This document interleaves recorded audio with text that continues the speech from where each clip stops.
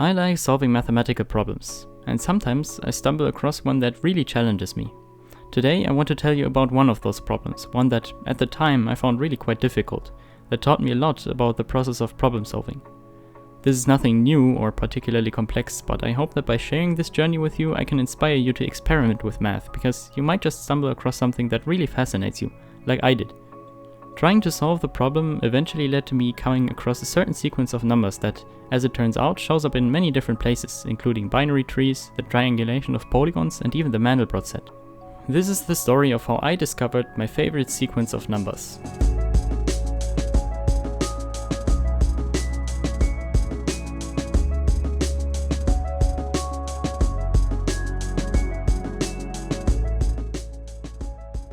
It all started when I was looking at higher order derivatives of a certain function. Now, for the purpose of this video you don't need to know what derivatives are, but I'll give you a quick overview of what I was doing so that you know what started this whole endeavor. I was trying to find a pattern in the derivative of the function square root of 1 minus x squared.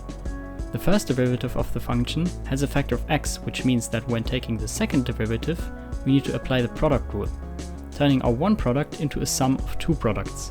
On the one side, the exponent of the x decreases due to the power rule. On the other side, it actually increases because of the chain rule. You don't really need to know what's going on here. All you need to know is that sometimes the exponent of the x increases and sometimes it decreases. If you reach an exponent of 0, the x turns into a constant factor of 1 and disappears, so we can never go lower than 0. Now I was trying to find out how many terms there are where the exponent is 0. In other words, where there is no factor of x. That meant trying to find the number of different ways of increasing and decreasing the exponent that ends up at 0, without ever going below 0, as that's not possible. The initial function actually starts out without a factor of x, so we start at 0, meaning that in order to get back to 0, the number of increases and decreases needs to be equal. So with 6 steps, this would be a valid sequence, and so would this one. However, this sequence wouldn't be, since while the number of increases and decreases is the same, after the third step there are more decreases than increases, meaning negative number, which isn't possible. So to rephrase the question, how many ways are there to order increases and decreases if the number of increases has to be equal to the number of decreases, and the number of decreases can at no point exceed the number of increases? To make this a bit simpler to work with, we'll replace increases with x and decreases with y. As I later learned, sequences with these properties are called dequards, and they're one of the many cases where a certain sequence of numbers shows up. For n of 1, we'll try to find how many ways there are to order the letters x and y following those rules, if there's one letter of each kind. And the answer to that is simple. The only valid arrangement is x, y, so the answer is 1. What about n of 2, meaning 2 letters of each kind? Here we have x, x, y, y and x, y, x, y, so the answer is 2. For n equals 3, we have these 5. I found them by simply trying every combination, and since there are only 5, that wasn't too much effort. But I wanted to find a general solution, ideally even a closed form expression. So I took a look at the words and I didn't really get anywhere. I found that a simpler version of the problem is related to binomial coefficients, which is something that I'll explain later on, but at the time this wasn't really useful to me since the simplified version of the problem is quite different from the one that I was trying to solve. So I took a different approach.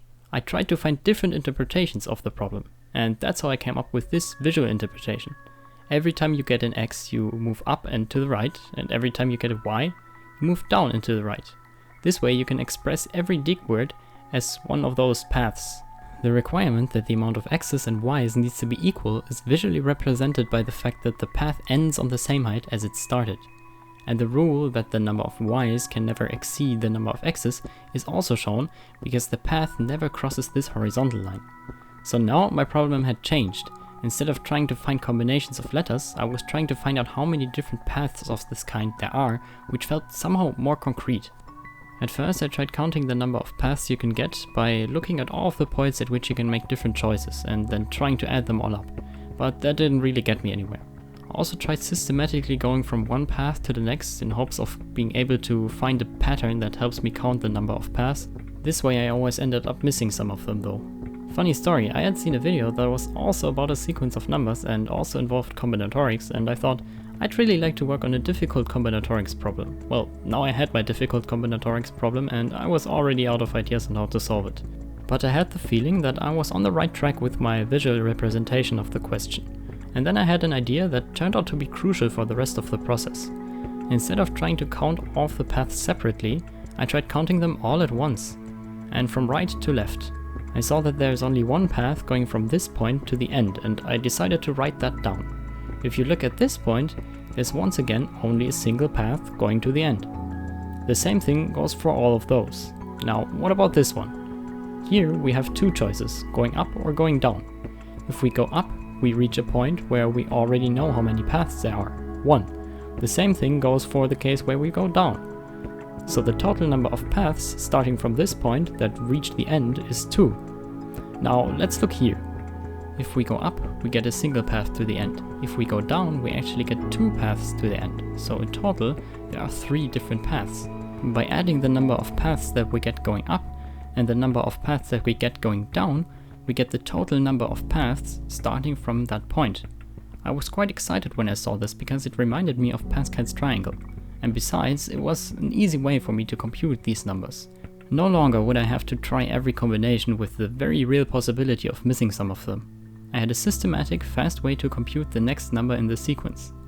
The paths starting in the bottom row are the ones we're looking for, so when finding the total number of paths starting from every point, the bottom row gives us our sequence of numbers. Apart from an easy way to compute these numbers, I also wanted to find a mathematical expression for them, ideally closed form. I managed to write this process mathematically using nested sums. For n equals 4 you would get this sum, for example. You don't need to know how this notation works, all it does is sum a bunch of numbers in the same way that we did using the diagram. But this isn't a nice expression, it's not particularly useful, and for larger n the expression gets longer and longer. Just to make this clear, when I'm talking about nested sums, what I mean is this. Let's say you have the sum 1 plus 2 plus 3 plus 4 plus 5. You sum every integer from 1 to 5. Now if you have a sum of all of the sums of the integers from 1 to 5, you would get 1 plus 1 plus 2 plus 1 plus 2 plus 3 plus 1 plus 2 plus 3 plus 4 plus 1 plus 2 plus 3 plus 4 plus 5. The sum of sums, a nested sum. You could also have a sum of sums, and so on. And while we're not summing from 1 to 5, this sum is essentially doing the same thing. Okay, so now I had a way of computing the sequence of numbers, and a way of writing it mathematically, but the way I wrote it was kind of useless and very long. I wanted to find a nicer expression, one that maybe actually reveals some interesting mathematical connections. But you see, not every sequence of numbers has a nice expression, and I didn't know if this was the case or not. So I went to the online encyclopedia of integer sequences and I typed in the numbers that I had computed using my method. 1, 2, 5, 14, 42. And as it turned out, these numbers are called Catalan numbers and they show up in many different places. And there is a closed form expression for them. And at this point I knew what I wanted to do next, prove that this expression holds true. Now, just to avoid confusion, there are multiple ways of writing this expression, and it doesn't really matter which one you prove because it's easy to show that they're the same, but we're gonna focus on this one. At first I tried an algebraic approach, just rewriting the sum such that I might be able to do something with it, but that approach was unsuccessful. At one point I also typed the sum into Wolfram Alpha and I saw that there was a way to rewrite the sum as a polynomial, but I couldn't find any pattern in those coefficients, so it didn't really help. I did, however, see an interesting pattern when typing in a slightly altered version of the sum, and I couldn't figure out where this pattern came from. But regardless, I didn't find a way to connect this altered sum to the original one, so it wasn't useful to me anyway. After the algebraic approach had failed, I tried a few different ideas. I wrote down the individual terms of each sum and tried finding patterns there, but every time I thought I'd found a pattern, it turned out to be different than I expected. I was getting a bit frustrated because I didn't even know where to start. But I had another thought, Pascal's triangle. The diagram had always kind of reminded me of Pascal's triangle, but for some reason I had ignored that thought until now. I knew that each number in Pascal's triangle corresponds to a binomial coefficient. So I looked at the proof for that in hopes that I could apply similar principles to the problem I was working on. But when I saw the actual proof, I was left disappointed. The proof works by expressing the rules of Pascal's triangle using binomial coefficients, then algebraically showing that the expressions are equal, meaning that this approach wouldn't work for my case, since the rules of the diagram aren't the same everywhere. Also, this kind of proof starts with an expression and shows that it's true. but I wanted to derive an expression from the diagram. I wanted a proof that gives you an intuition as to why it works. So I had reached another dead end. I was out of ideas, I didn't know what to try. And out of desperation, I took a closer look at Pascal's triangle in hopes that I would find something that would put me back on track. And then I saw something that gave me hope. The numbers along this diagonal are the triangle numbers. 1, 1 plus 2, 1 plus 2 plus 3, 1 plus 2 plus 3 plus 4, and so on. The numbers along this diagonal are the tetrahedral numbers. So 1, 1 plus 1 plus 2, 1 plus 1 plus 2 plus 1 plus 2 plus 3, and so on. Does that seem familiar? These are the numbers that arose from the nested sums I briefly talked about earlier. And this pattern continues. While this didn't explicitly help me with the Catalan numbers, at least it explained the interesting pattern from before. And more importantly, I saw it as a fundamental connection between Pascal's triangle and the Catalan numbers, which prompted me to play around a bit with Pascal's triangle and ultimately lead me to an important realization. But before we get to that, as I promised earlier, we're going to talk about binomial coefficients and their connection to Pascal's triangle. Because this is something that I already knew about at the time, and for the rest of the video to make sense, you need to know about it as well. I will give you an intuition on both binomial coefficients and Pascal's triangle that I developed over time. This is a binomial coefficient, 5 choose 3, and it is equal to 10.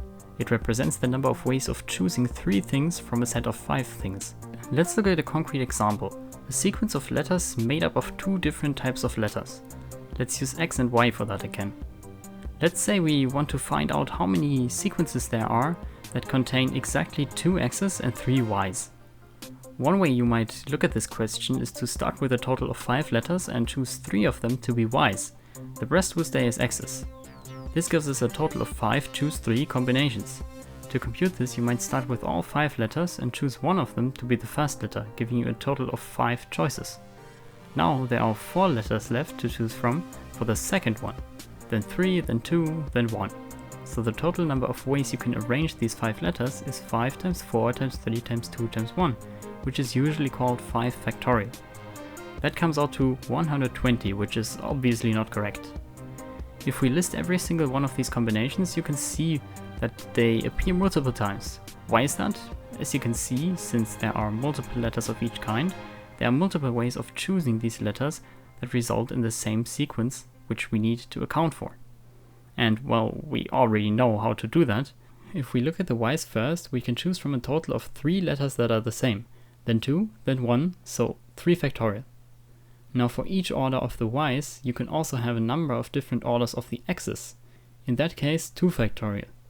So the total number of orderings that result in the same sequence is 2 factorial times 3 factorial. Divide by that and we get the correct result of 10. To generalize this, let's call the total number of letters n and the number of x's k. We can get the number of y's by subtracting the number of x's from the total number of letters, and there we have it, the formula for n choose k. If you want to find the number of sequences where the number of x's and y's is equal, you can do that quite easily. For a sequence of length 6, for example, you can choose 3 of the letters to be y's, giving you 6 choose 3. You might see how this relates to the decowords we discussed earlier, as that is the first requirement. Unfortunately, accounting for the second requirement is a little bit more difficult. I also kept bringing up Pascal's triangle, and I'll show you why that is. Every single number in Pascal's triangle can be represented as a binomial coefficient, with the upper number being the row and the lower number being the column. And I want to give you an intuition as to why that is the case as well. You can construct Pascal's triangle in the same way we constructed the diagram from before. Each number is just a point at which you can decide which path you want to take.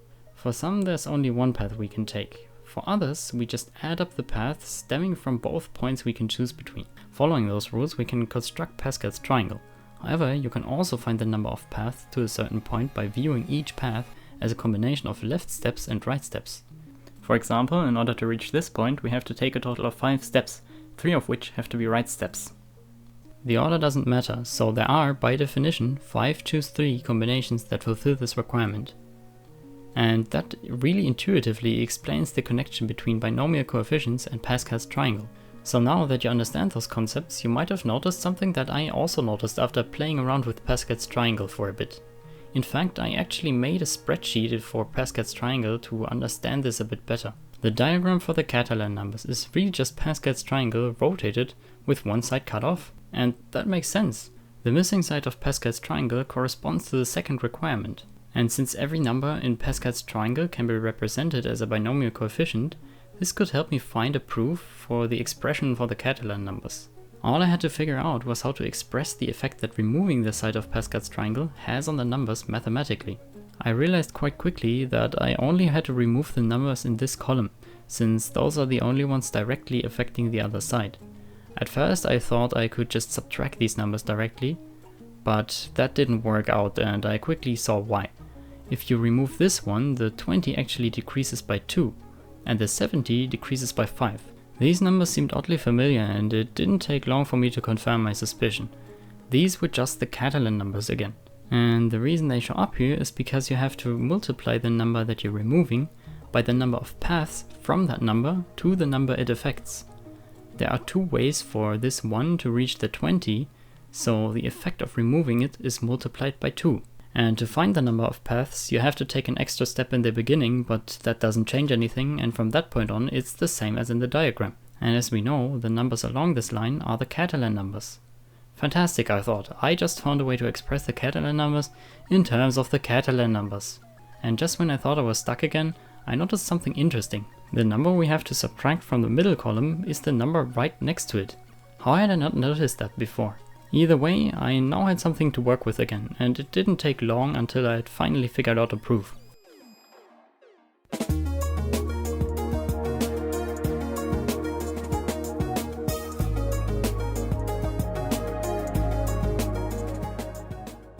Let's summarize what we already know. We constructed a diagram around our two requirements, where every point gives us the number of paths that lead there. The paths in this bottom row are the ones that fulfill both requirements, so the numbers at the bottom are the Catalan numbers. Pascal's triangle can be constructed in a similar way, where every number represents the number of paths that lead there. Now of course, the rules for Pascal's triangle are slightly different, but it turns out that if we remove one side of the triangle, the only paths we're left with are the ones we can find in our original diagram, which means that the numbers in the middle column turn into the Catalan numbers. We know that the numbers in the middle can be expressed as 2n choose n. To get to a closed form expression, we have to figure out how to mathematically express the removal of one side of Pascal's triangle, and it appears as though all we have to do is subtract the number next to the middle column. If we could prove that this is true, that would give us a simple closed form expression. And we can do that by seeing that the pattern that shows us the effect that removing one side has on the middle column can be flipped and applied to the other side. The numbers in the middle column, like all of them, show us the number of paths that lead there. Now we have to subtract the number of paths that lead there that also at some point cross this line. Let's look at the 20. The 10 tells us that there are 10 paths that lead there. Now since there's only one path from the 10 to the 20, there are 10 paths that go through the 10 and end up at the 20. These we have to subtract. We also have to subtract all of the paths that go through the 3. However, some of the paths that go through the 3 also go through the 10. And we already accounted for those, so now we only have to subtract the paths that go through the 3 but not through the 10.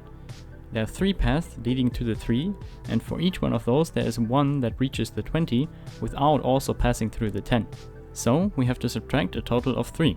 Now for the 1 we have to subtract all of the paths that pass through it without passing through the 3 or the 10, as those have already been accounted for. There are 2 paths that fulfill those requirements, so we subtract 2. And those are all of the paths we have to subtract. As you can see, we work our way up from the bottom in order to avoid counting the same path multiple times. Okay, but how is this helpful? It's easy to see that the same number of paths that pass through the 10 and reach the 20 also reach the 15. The number of paths that reach the 20 passing through the 3 also reach the 15, as we can see by flipping this pattern across the line. And the same thing goes for the paths passing through the 1. We can flip this pattern across to the other side and see that the number of paths that cross this line that reach the 20 is equal to the number of paths that cross this line that reach the 15. But since the 15 is on the other side of the line, every path that reaches it has to cross the line at some point. So the number we have to subtract from 20 is the number of paths that reach the 15, which is by definition 15. And we can apply this idea to every number in the middle column. By flipping the pattern across the line, we can see that the number of paths that reach the number in the middle column while crossing the line is the number of paths that reach the number next to the one in the middle column. And as we already know, the number in the middle can be represented as 2n choose n, and the number next to it is just one column further, so it can be written as 2n choose n plus 1. And that gives us our closed form expression. That's what I'd been trying to prove. I had done it. The journey wasn't over though. The online encyclopedia of integer sequences states that the entry on Catalan numbers is probably the longest one. And if you think back to the beginning, I said that they show up in binary trees, polygons, even the Mandelbrot set. My next objective was to find the mathematical connection between all of those cases. But that is a story for another day.